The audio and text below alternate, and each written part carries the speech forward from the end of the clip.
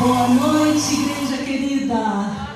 O Senhor é seu castelo forte. Amém. O Senhor é sua rocha fiel. Amém. O Senhor é seu lugar seguro. Amém. Então coloque-se em pé e vamos declarar tantas palavras de adoração ao Senhor. Diga: eu me alegro em ti, Senhor. Eu não me abalo. O Senhor é meu Deus forte. O Senhor é Deus fiel. Vamos adorar.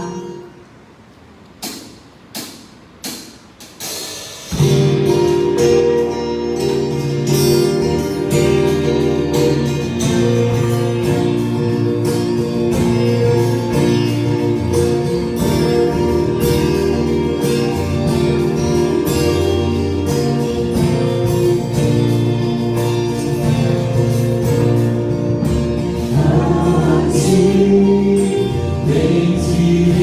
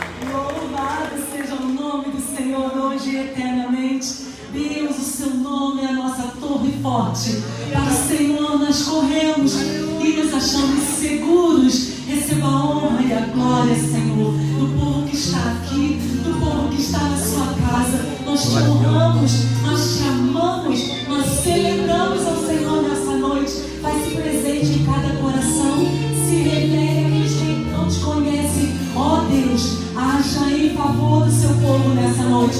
Ser propício a nós, Pai. Visita-nos com a tua presença poderosa. Exaltado seja o teu nome, hoje e eternamente. Amém.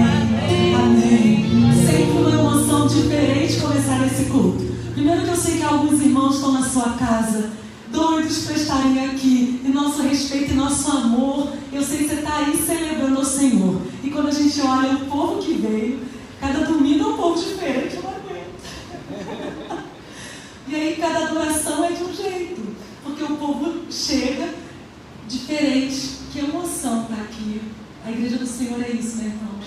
É comunhão, é estar junto. Por mais que o nosso coração saiba que apesar da distância, é momento de distância, mas é bom estar junto, aquece. E aí para uma irmã querida, eu falei assim, estou abraçando com o olho, estou abraçando com o olho. Que o Senhor possa se manifestar em nosso meio. Que bom que você já chegou. Vamos ler a palavra dele, um salmo que eu amo. Você conhece muito bem. A gente vai ler alguns versículos. E diz assim, leia comigo, vamos ler juntos. Quem está em casa também vai ser projetado, leia daí. Vamos juntos. O Senhor é a minha luz e a minha salvação. A quem temerei? O Senhor é a força da minha vida. De quem me recearei? Quando os malvados, meus adversários e meus inimigos se chegaram contra mim para comerem as minhas carnes, tropeçaram e caíram. Ainda que um exército me cercasse, o meu coração não temeria. Ainda que a guerra se levantasse contra mim, nisto confiaria. Uma coisa pedi ao Senhor e a buscarei, que eu possa morar na casa do Senhor todos os dias da minha vida, para contemplar a formosura do Senhor e inquirir no seu templo. Porque no dia da adversidade me esconderá no seu pavilhão, no oculto do seu tabernáculo me esconderá. Por-me-á sobre uma rocha. Também agora a minha cabeça será exaltada sobre os meus inimigos que estão em redor de mim. Por isso oferecerei sacrifício de júbilo no seu tabernáculo. Cantarei, sim, cantarei louvores ao Senhor. Você está preparado para cantar louvores ao Senhor? O Senhor é a nossa luz. Não precisamos temer, por mais que a circunstância queira nos amedrontar. Não precisamos ter medo, porque somos do Senhor. E sabemos que, independente de qualquer coisa, estamos com Ele aqui, agora. Estaremos com Ele eternamente. Se Ele nos chamar hoje, estaremos com Ele. Amém, igreja? Estamos preparados. Se o céu se abrir e se ouvirmos a trombeta, estaremos com Ele. Maranata. Ora vem, Senhor Jesus, nós te amamos, Pai.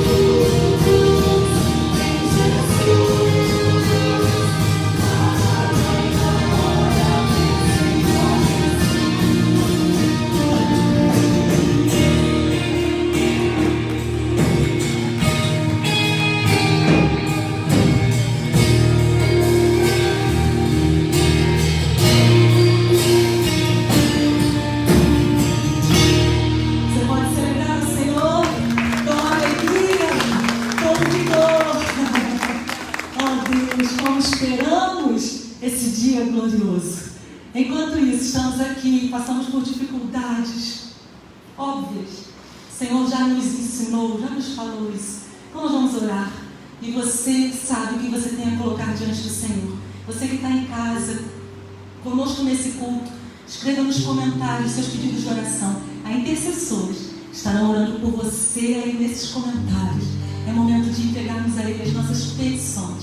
É momento de dizer: Senhor, é bom estar em adoração, mas eu não posso esquecer e sair daqui, desse lugar de adoração, carregando o meu fardo. Deixa o fardo no altar do Senhor. Pastor Denilson vai nos conduzir nesse momento de oração. É momento de clamor, é momento de consagração, é momento de agradecer ao Senhor, os aniversariantes. A Alana está com a gente hoje aqui. Essa semana de festa nessa casa, semana de alegria. Então, como ele e outros irmãos já foram citados nessa manhã, a gente quer agradecer ao Senhor. Então, que o Senhor receba os nossos louvores, mas também nos receba como filhos que têm coisas a pedir ao seu Pai. Pastor, o microfone ali, você pode assumi-lo. Vamos orar, vamos clamar.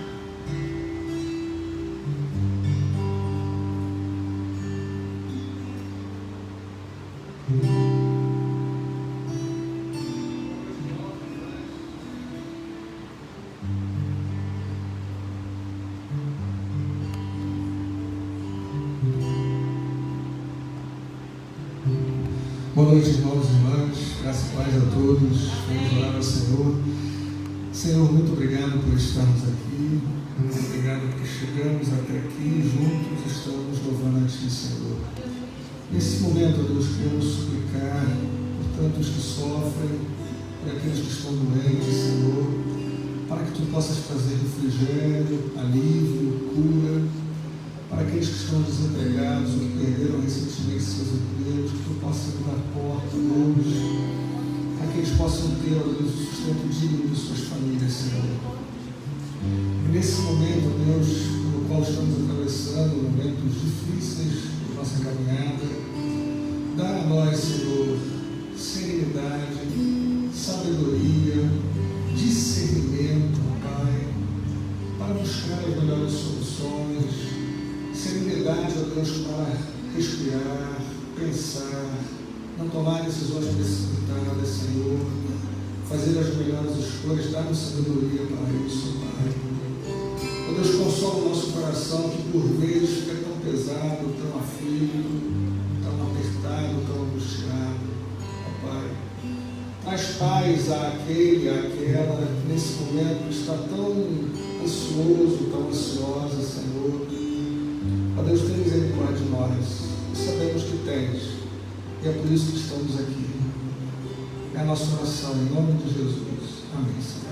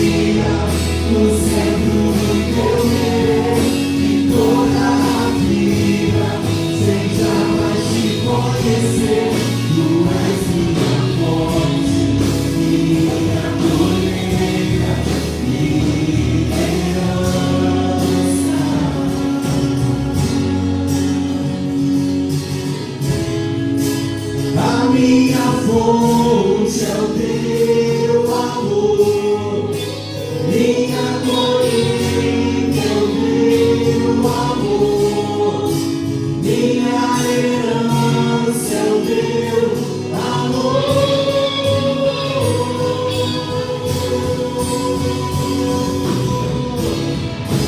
A minha fonte é o teu amor, minha colheita é o teu amor, minha herança é o teu amor.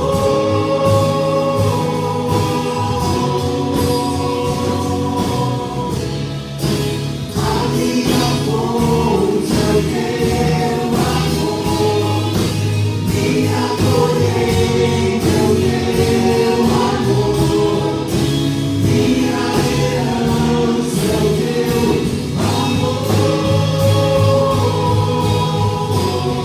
Se me humilhar diante do teu altar e sacrificar aquilo que me custa, tu inclinarás os teus ouvidos ao meu clamor.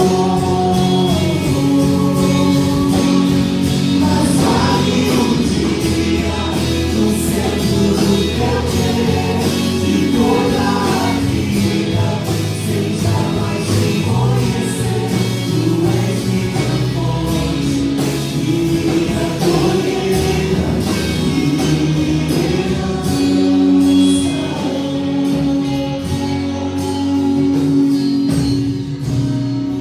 Neste lugar, tu és real.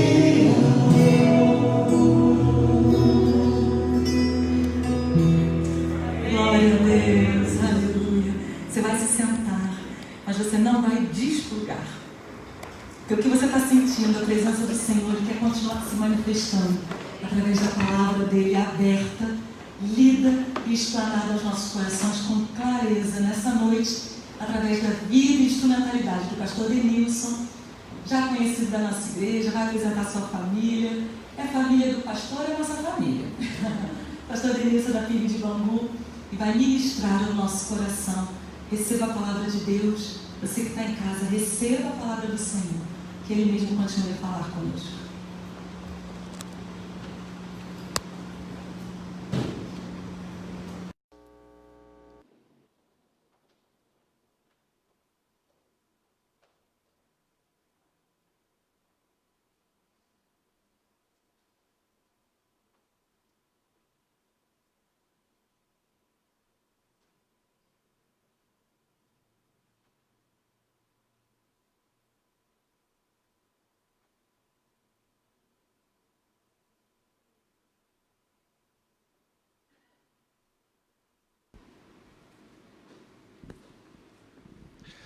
Meus irmãos e irmãs, boa noite a todos, a todas, tudo bem? Que a paz e a graça do nosso Senhor Jesus Cristo continue conosco, amém? É um prazer estar de volta. Eu me lembro que quando estive aqui, não me lembro exatamente a data, confesso, isso foi esse ano ainda, acho que foi ano passado, né? Acho que foi ano passado, não me lembro. Mas eu me lembro de uma coisa, não estávamos vivendo o momento que nós estamos vivendo agora, né? Estávamos vivendo uma normalidade, entre aspas, né? Não estávamos vivendo uma pandemia, e a gente vira o ano, né? Tem ano novo, tem expectativas, faz promessas, tem sonhos e tudo, e realmente a gente não tem ideia do que pode acontecer, e como a vida é imprevisível, né? Como ela realmente toma caminhos totalmente diferentes. A vida tem momentos muito complicados, muito difíceis. É difícil, às vezes, a gente ficar como diz a letra da música do Gonzaguinha, eu fico com a pureza da resposta das crianças, a vida é bonita e é bonita.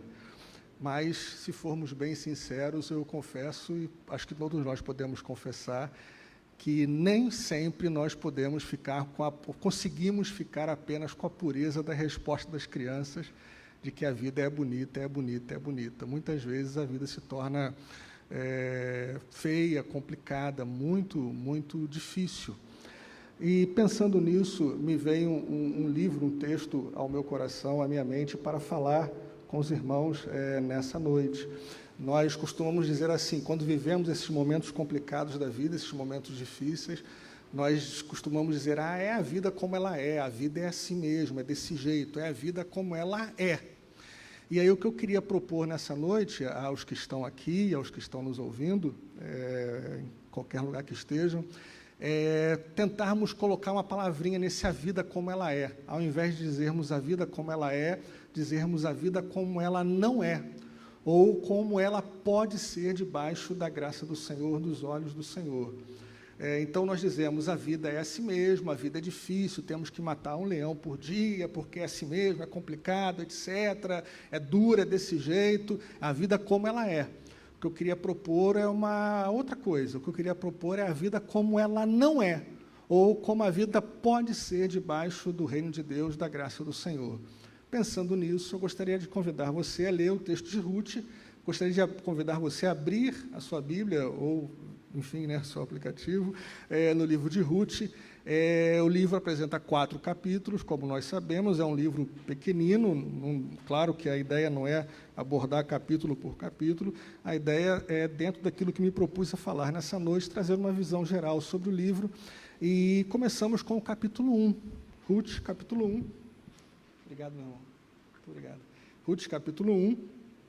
E só para contextualizar a história, todos nós já conhecemos, mas só para relembrar, nós temos aqui no capítulo 1, já nos primeiros versículos, nós temos uma visão do que está acontecendo, qual é a situação histórica por trás desse livro. Nós temos uma família, como a Bíblia é tão atual, uma família que está buscando uma solução para o seu problema. Essa família é composta, capítulo 1, versículo 1, nos dias em que, Ruth, capítulo 1, versículo 1, nos dias em que julgavam os juízes, houve fome na terra. Então, o problema foi a fome na terra de Israel.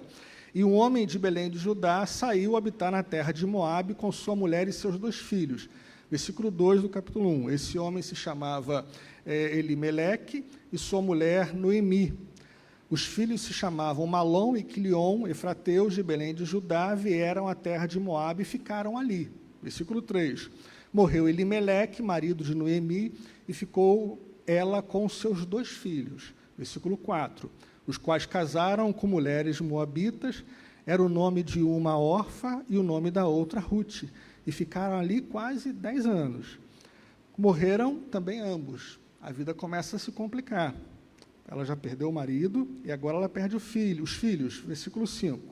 Morreram também ambos, Malom e Quilion, ficando assim a mulher desamparada de seus 2 filhos e de seu marido. Nós temos uma família que está vivendo um problema difícil. Não era uma pandemia, era um problema de fome, que faz com que essa família saia da terra de Israel e vá para uma outra terra chamada Moabe. Essa família tem um marido, tem um homem chamado Elimeleque, tem a sua esposa chamada Noemi, tem os seus 2 filhos, Quilion e Malom.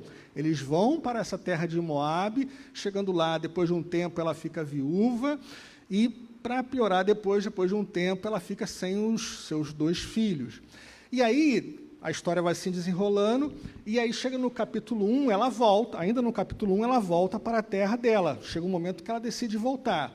E eu queria chamar a sua atenção, como introdução, para a Noemi, o estado de Noemi, do capítulo 1, versículo 20, olha aí, Noemi está voltando, versículo 19, capítulo 1 ainda. Então, ambas se foram, até que a gente vai entender o que aconteceu antes, mas só para você acompanhar a história. Então, ambas se foram, até que chegaram a Belém. Sucedeu o quê? Ambas aqui Ruth, Noemi e Ruth. Ambas se foram, sucedeu o quê? Ao chegarem ali, toda a cidade se comoveu, porque a Noemi está voltando. As vizinhas dela, as amigas dela, estão alegres porque Noemi está voltando. E olha só que interessante, toda a cidade se comoveu por causa delas, e as mulheres diziam, não é esta Noemi? Agora, olha a Noemi do capítulo 1, versículo 20. Porém, ela lhes dizia, não me chameis Noemi, chamai-me o quê? Mara, porque grande amargura me tem dado o Todo-Poderoso. Ou seja, Noemi significa agradável, suave, encantadora. Ela está dizendo, por que vocês estão me chamando disso? De suave, agradável, encantadora. Não me chamem de Noemi. Eu não tenho motivo nenhum, não há razão nenhuma na minha vida. Eu saí daqui com o marido e 2 filhos e volto sem o marido e sem os meus 2 filhos. Voltei sozinha, voltei desamparada. Não há motivo nenhum na minha vida de vocês me chamarem de Noemi. Não há razão nenhuma para vocês me chamarem de encantadora, de agradável, de suave, não. A razão que há é para vocês me chamarem de Mara, de amargura, de amarga. Disso sim vocês podem me chamar, porque é assim que eu me sinto. A vida é assim, a vida é dura. Eu saí daqui fugindo da fome, saí daqui para resolver um problema e volto desamparada, porque a vida é dessa maneira, a vida é muito difícil, a vida é muito dura. Mas aí no desenrolar do livro, a gente vê essa Ruth do capítulo 1, essa Noemi do capítulo 1, versículo 20, que se recusa a ser chamada de encantadora, de agradável, de suave, e quer ser chamada de amargura. Essa Noemi do capítulo 1, versículo 20, não é a mesma do capítulo 4. Olha aí, por favor, na sua Bíblia, capítulo 4 do livro de Ruth, capítulo 4, por gentileza. Versículos 14 a 16. Então, as mulheres disseram a Noemi, porque agora Noemi e Ruth têm um filho e Noemi se torna avó. Então, as mulheres disseram a Noemi, seja o Senhor bendito, que não deixou hoje de te dar um neto, que será teu resgatador. E seja afamado em Israel o nome deste. Ele será restaurador da tua vida. Ou seja, ele trouxe vida novamente para você, ele trouxe alegria novamente para você. Você tem um neto que trouxe o sorriso novamente nos seus lábios. Ele será o restaurador da tua vida e o consolador da tua velhice. Pois tua nora que te ama o deu à luz e ela te é melhor do que 7 filhos. Versículo 16, Noemi tomou o menino e o pôs no regaço e entrou a cuidar dele. O que eu queria trazer nessa noite, para nós como reflexão breve, é o que acontece entre a Noemi, do capítulo 1, versículo 20, que se recusa a ser chamada de Noemi e quer ser chamada de Mara, de amargura, para a Noemi do capítulo 4, que agora sorri, se alegra e que tem motivos novamente para trazer sorriso em sua face, em seu rosto, em sua vida. O que aconteceu aí, do capítulo 1 ao versículo 4, que fez com que a Noemi, que entendia que a vida é dura, é difícil, é complicada, que só tinha essa noção de que a vida é assim, a vida como ela é, a vida é dessa maneira. Eu saí para fugir da fome e volto sozinha, para a Noemi, que agora sorri. O que aconteceu aí? E o que pode acontecer na nossa vida também? Porque se formos bem honestos conosco mesmos, nós também, muitas vezes dizemos assim, a vida é muito dura, a vida é muito complicada, a vida é muito difícil, é muito difícil. Mas o que pode nos tirar dessa condição, às vezes, de uma amargura, de uma desesperança, para ter novamente sorriso nos nossos lábios? Aconteceram algumas coisas na vida de Noemi que eu gostaria de trazer para a nossa própria realidade. Primeira coisa, a providência divina, ela pode superar qualquer tragédia na nossa vida. Vou repetir, a providência divina pode superar qualquer tragédia em nossa vida. Olha só ainda no capítulo 1, agora vamos entender a história. Eu fui logo para o versículo 20 para você entender. Nós já conhecemos, apenas para relembrar. Noemi, então, está sozinha, perdeu os seus filhos, perdeu o seu marido, e aí ela vai retornar. E aí no capítulo 1, ainda, os versículos 11 e 12, olha só que diálogo interessante ela tem. Né? A partir do versículo 8, para a gente entender. Disse Noemi, porque quando Noemi decide voltar, as noras dela, Orfa e Ruth, no primeiro momento, querem ir com ela, querem voltar com ela. Né? E aí ela vai dizer, versículo 8, disse Noemi, ide, versículo 8, capítulo 1, voltai cada uma à casa de sua mãe, e o Senhor use convosco de benevolência, como vós usastes com os que morreram e comigo. Versículo 9, o Senhor vos dê que sejais felizes, cada uma em casa de seu marido. E beijou-as. Elas, porém, choraram em alta voz. Versículo 10. E lhe disseram, não, iremos contigo ao teu povo. Versículo 11. Porém, Noemi disse, voltai, minhas filhas. Olha, preste atenção nesse diálogo. por que iríeis comigo? Tenho eu ainda no ventre filhos para que vos sejam por maridos? Tornai, filhas minhas, ide-vos embora, porque sou velha demais para ter marido. Ainda quando eu dissesse, tenho esperança, ou ainda que esta noite tivesse marido e houvesse filhos, esperá-los-íeis até que viessem a ser grandes? Abster-vos-íeis de tomardes marido?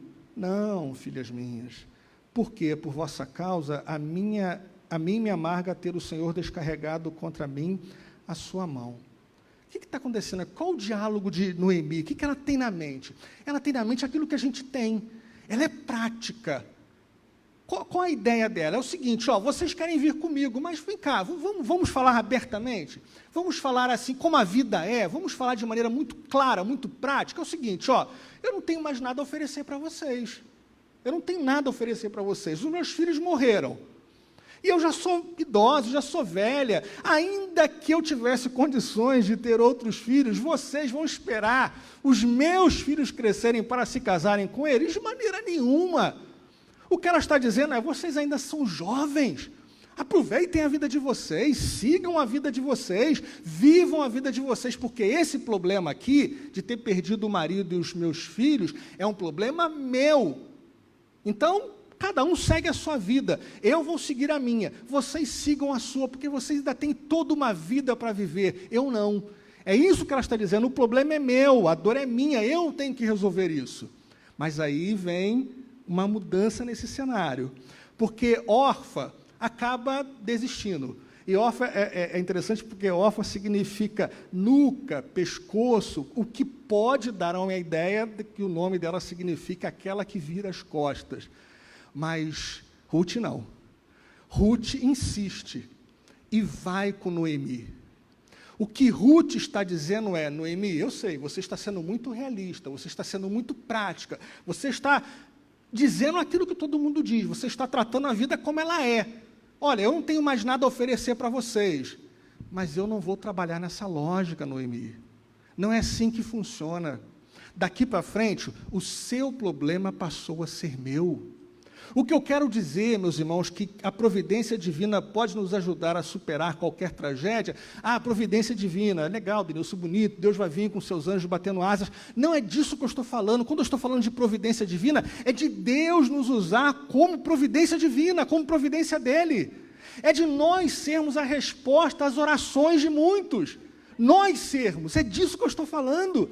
É isso que acontece aqui. A Ruth, ela não se entrega a essa lógica prática, eu já não sirvo, eu já não tenho mais nada a oferecer, essa lógica utilitária da vida, essa lógica de, enquanto eu estou te atendendo, você me atende, se eu te dou carona, você me dá carona, se eu te empresto dinheiro, você me empresta, se eu sorrio para você, você sorri para mim. Não, ela rompe com isso, porque a graça rompe com essa lógica. Tanto é que a graça rompe com essa lógica que Jesus vai dizer nos evangelhos, o nosso Deus faz com que o sol e a chuva venham sobre os bons, sobre quem está na igreja, é verdade, mas também vem sobre quem? Sobre os maus. Isso é a graça de Deus. Se alguém te ferir numa face, volta-lhe a outra. Se alguém te pedir a capa, dá também a túnica. Se alguém te forçar a andar 1 milha, vai com ele 2. O que Jesus está querendo dizer com isso? Ele está querendo dizer o seguinte, quando o soldado romano, num ato de maldade, chegar para você, judeu, que está debaixo do Império Romano, e disser assim, ô judeu, vem cá, carrega aí os meus utensílios, carrega para mim. Você que, num primeiro momento, vai estar com raiva de ser forçado a carregar os equipamentos de um soldado romano, ao invés de você ir contra ele, lutar, feri-lo, não anda só o tempo que ele pediu, não, anda o dobro, ou seja, mostra ao malvado que existe uma outra opção. Qual a opção? A bondade. É isso que Jesus está nos ensinando, e é isso que acontece aqui. A lógica de Noemi é, eu não tenho nada a oferecer, eu não tenho nada a dar, acabou, não tem como, eu já sou velha, falando em termos bem realistas, sem ofensas, eu já sou velha, já o meu ventre já não funciona, enfim, não tenho mais nada a te dar. Eu não sirvo mais nada para você. E Ruth diz, não é assim. Eu não trabalho com essa lógica de que você só presta enquanto você pode me dar alguma coisa. Não é assim que funciona no reino de Deus. É disso que eu estou falando, que a providência divina pode nos ajudar a superar qualquer tragédia. É quando nós nos colocamos nas mãos de Deus e dizemos assim, não, eu não funciono assim. Essa é a lógica do reino deste mundo. A utilidade, o funcional, eu não funciono assim. No reino de Deus, as pessoas não valem pela sua utilidade, por aquilo que elas podem oferecer. A dignidade delas está nelas, apesar daquilo que elas têm ou deixam de ter. É isso que Jesus comunicou quando, querendo pegar Jesus, as pessoas dizem, tem essa moeda aqui. A quem devemos pagar imposto? O que estava esculpido na moeda? Qual era a imagem que tinha na moeda? De César. Então a moeda pertence a quem? A César. Mas em nós, o que tem gravado em nós é a imagem de César? Não, porque nós somos criados à imagem e semelhança de Deus. A moeda pertence a César, vocês pertencem a Deus. É isso que Jesus está nos ensinando. E nessa lógica aqui de que nós pertencemos a Deus, nós não funcionamos nessa lógica utilitária. É isso que Ruth está dizendo. Eu vou com você. O seu problema passou a ser o meu problema. Estamos juntos nessa. A sua dor é a minha dor. Você não pode mais me dar um marido. Mas do que importa isso? Você só funcionava para mim, você só era importante para mim. Eu só estava junto com você enquanto você podia me dar filho, marido? Não. Você continua sendo a minha amiga e continua sendo amada por mim. É bom a gente trabalhar assim, é bom a gente pensar assim, meus irmãos, porque a gente vai mostrando que a vida é dura, realmente. Ela é muito dura, era muito difícil, mas diante da dureza da vida nós podemos entrar com a doçura da graça de Deus, porque as pessoas estão acostumadas a funcionar na lógica da utilidade, e nós dizemos assim, não é assim que a gente funciona. Você não serve para mim só quando você pode me dar alguma coisa. Não é assim que nós trabalhamos, não é assim que a gente funciona. Segunda coisa que acontece, olha só que interessante, então elas voltam, né? Ela está amargurada, Noemi está amargurada, e tem razão para estar triste, amargurada, e aí no capítulo 2, elas começa toda a engrenagem da história. Capítulo 2, versículo 1, tinha Noemi um parente de seu marido, e o senhor de muitos bens, da família de Elimeleque, o qual se chamava Boaz. Ruth, a moabita, disse a Noemi, deixa-me ir ao campo, porque a Ruth não está lá, não é para ficar em casa, né, sem fazer nada. Ela começa, vou agilizar a vida, vamos ver o que a gente pode fazer. Com licença, só um minuto. Vamos ver o que a gente pode fazer. E aí, então, capítulo 2, versículo 2. Ruth, a moabita, disse a Noemi, deixa-me ir ao campo e apanharei espigas atrás daquele que me favorecer. Ela lhe disse, vai, filha minha. O que está acontecendo aqui nesse capítulo 2, versículo 2? Olha que coisa interessante. Está acontecendo aqui um princípio da palavra de Deus. O que Ruth está dizendo para Noemi é o seguinte, olha só, vamos ter que fazer alguma coisa. Você é uma mulher desamparada, e a situação de Noemi, só para a gente entender, a gente fala, Noemi quer ser chamada de Mara, que ela não tem fé em Deus. A situação dela era muito complicada, porque naquele tempo, a gente não tinha a independência das mulheres que a gente tem hoje, as mulheres estão no mercado de trabalho, isso, nada disso.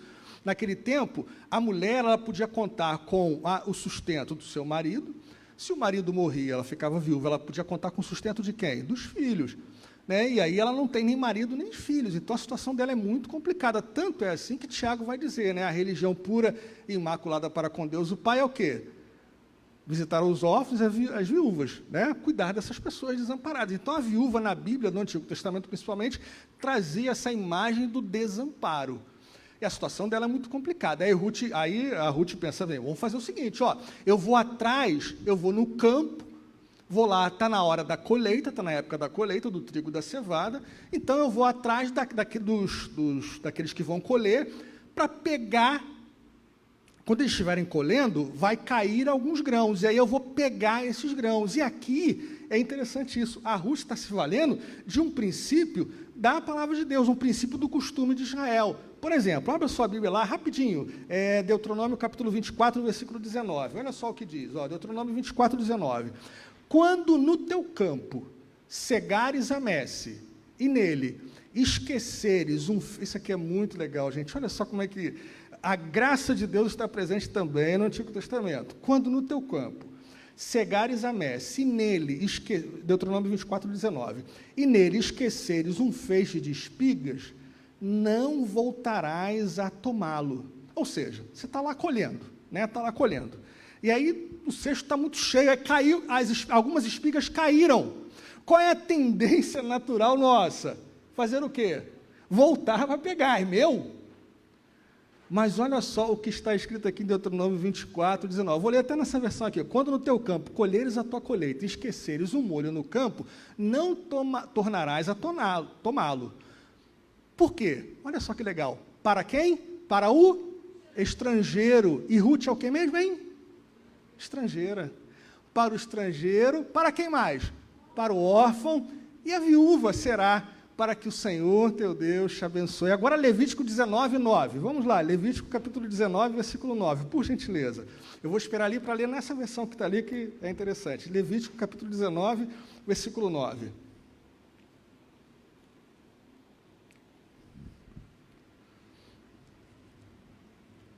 Olha lá, ó.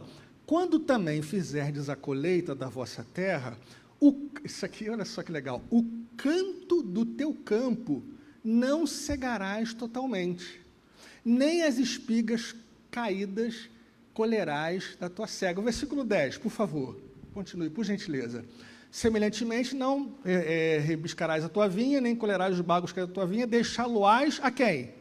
Ao pobre, ao estrangeiro. Obrigado. Então, o que estava acontecendo? Olha, quando você está colhendo, caiu alguma coisa, fica lá para trás, ou então caiu alguma coisa no canto do teu campo, não colherás. Por quê? Esse aí que caiu, e, gente, um detalhe, tá? Não era sobra, não. Não era o estragado. Se fosse estragado, não haveria o preceito no texto para que a pessoa não colhesse. O povo iria colher justamente porque era bom. Não era sobra. O que ele está dizendo é o seguinte, ó, caiu lá no canto do teu campo, a tendência natural é o seguinte, eu plantei, se eu plantei, isso é meu. O que diz o preceito bíblico? Não, deixa isso lá, porque isso aí vai servir para quem? Para o estrangeiro, para o órfão, para a viúva. Com esse princípio em mente, Ruth vai até a colheita, capítulo 2, versículo 2, na esperança de que apanhareis as espigas atrás daquele que me favorecer. E aí a Noemi vai dizer, vai, filha minha. Sabe qual a segunda coisa que acontece aqui? Sabe qual o segundo preceito que nós temos aqui? É o seguinte, ó, o meu também é nosso. O meu também é nosso. É isso que está acontecendo aqui. Quando as pessoas plantavam lá, aquela plantação eram delas. Mas aí o texto bíblico diz assim, não precisa ser tudo teu. O que é seu também pode ser dos outros. Porque nossa fé, meus irmãos, é uma fé coletiva.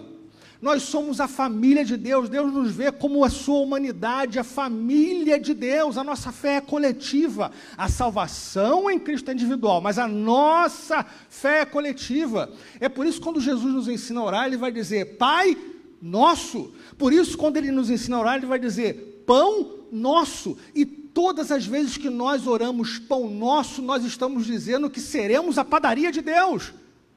Porque o meu também é nosso. E é isso que está acontecendo aqui. Ruth se vale desse princípio da palavra de Deus para dizer assim, eu vou lá atrás daquele que está colhendo para poder pegar alguma coisa.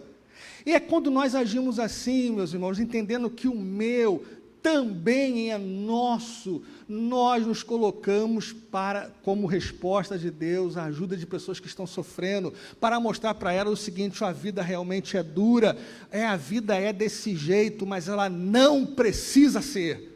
Ela pode ser diferente, ela deve ser diferente.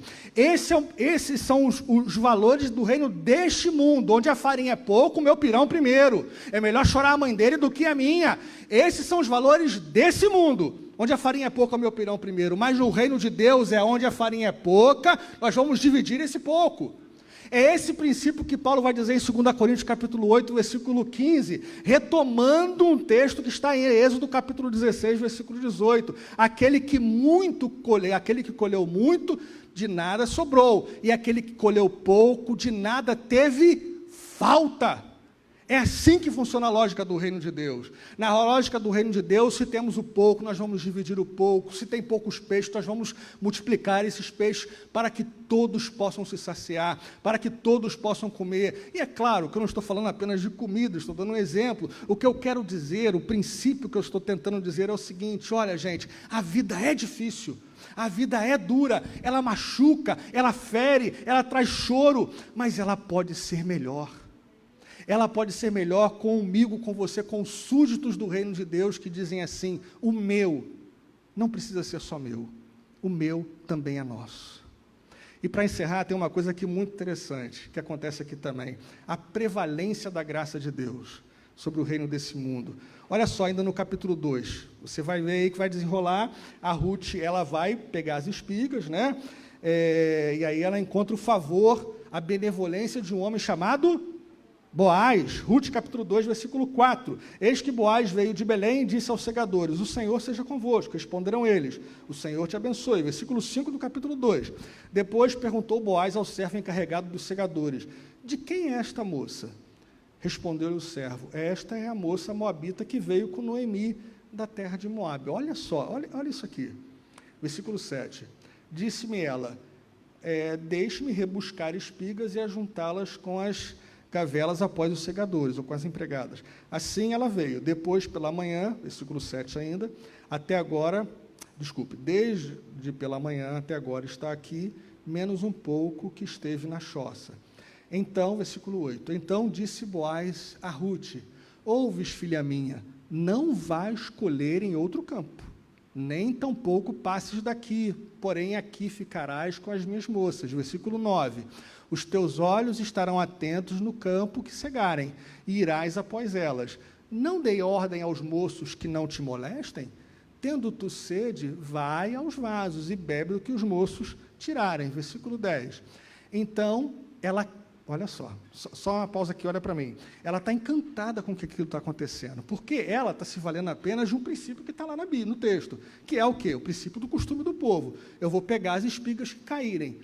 Mas o Boaz, ele não se limita, e é isso que é a graça, ele não se limita a fazer aquilo que estava, onde? Na lei.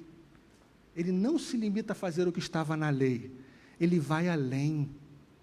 Ele vai além em que sentido? Ele vai dizer assim: olha, não molestem ela, não incomodem, deixem ela trabalhar. Aí depois você vai ver no texto que até depois ele manda separar mais grãos para ela, e ela fica encantada. Versículo 10, então ela caiu sobre o seu rosto e se inclinou à terra e disse-lhe: isso aqui é legal, por que achei graça em teus olhos, para que faças caso de mim, sendo eu uma estrangeira? O que ela está dizendo? Tudo bem, o princípio aqui do povo de Israel é: se caiu as espigas no canto do campo, ou as que ficarem para trás, essas que ficaram no canto e essas que ficaram para trás, ok, serve para o estrangeiro, para o órfão e para a viúva. Mas olha só, você está indo além da lei. E qual é o nome que a gente dá quando a gente quer dizer que vai além da lei? Nós temos um nome para isso, nós chamamos de quê? O que é graça mesmo, meus irmãos? É um favor imerecido. O que Ruth está dizendo assim: você está dando para mim além do que eu mereço.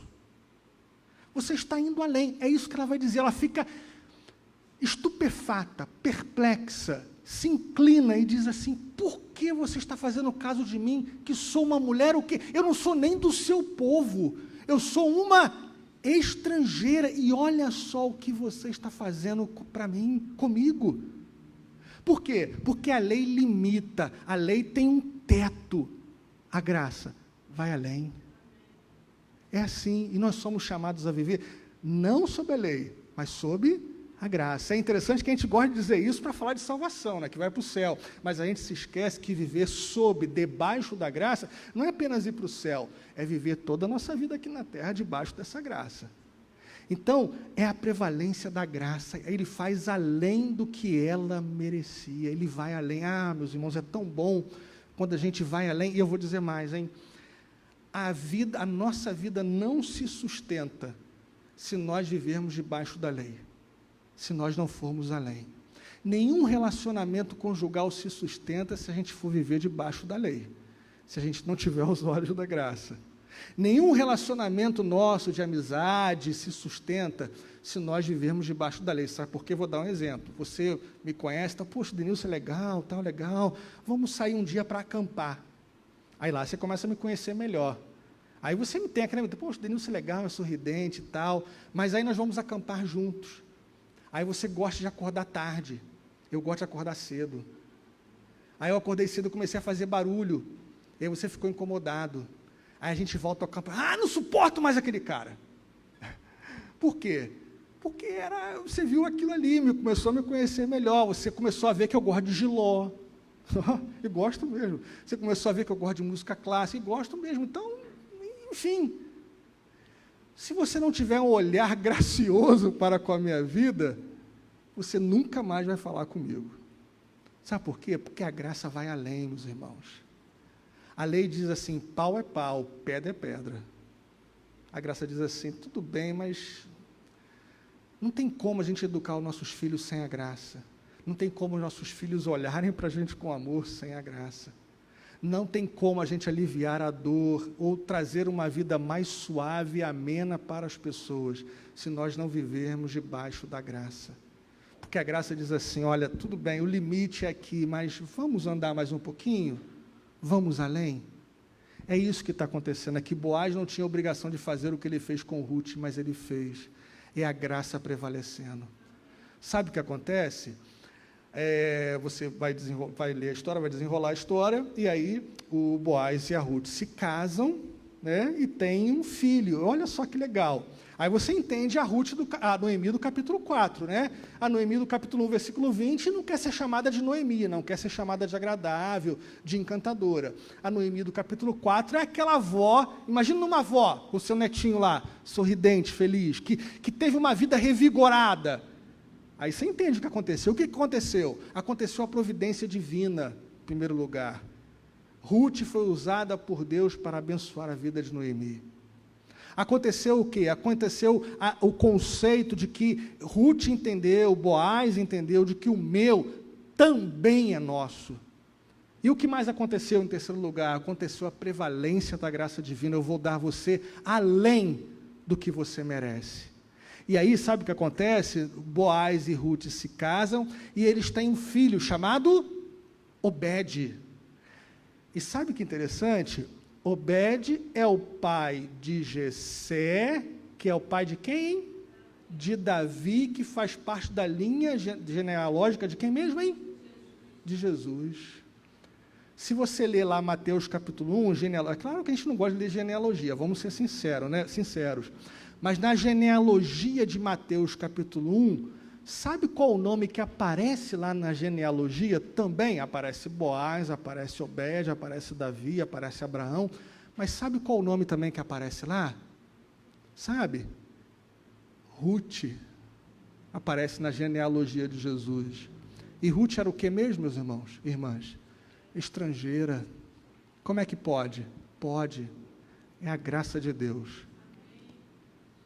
A graça de Deus nos ajuda a dizer que a vida é difícil, mas nos ajuda talvez a concordar mais com a pureza da resposta das crianças, de que ela pode sim ser mais bonita. Que Deus nos abençoe. Amém?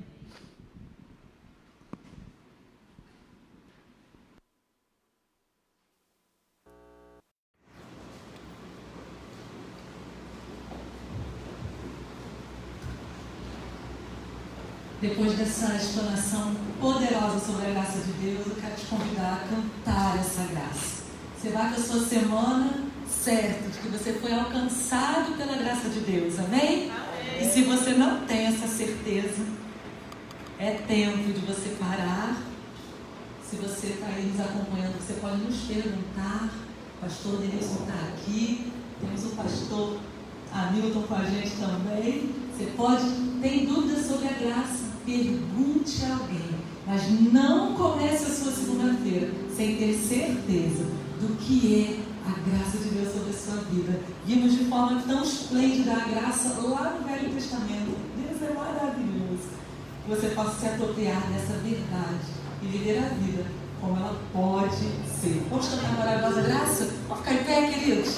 Vamos celebrar com essa canção.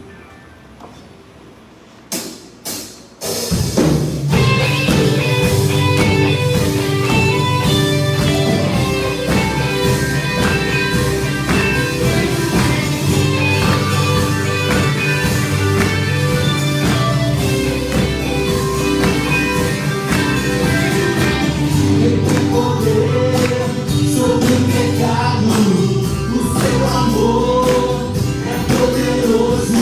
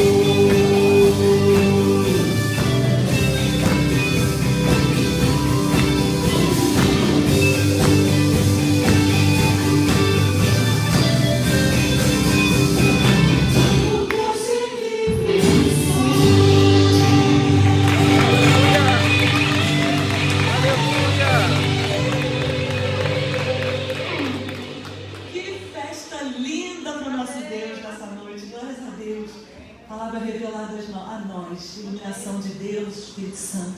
Que você vá para a sua semana certo dessa graça. Será que a sua semana certa de que sua vida pode ser? diferente. Você vai para a sua semana ainda com as nuances do que o Senhor nos tratou nessa noite. A gente tem encontro terça-feira, sala virtual, sala de oração, bênção sobre as nossas vidas.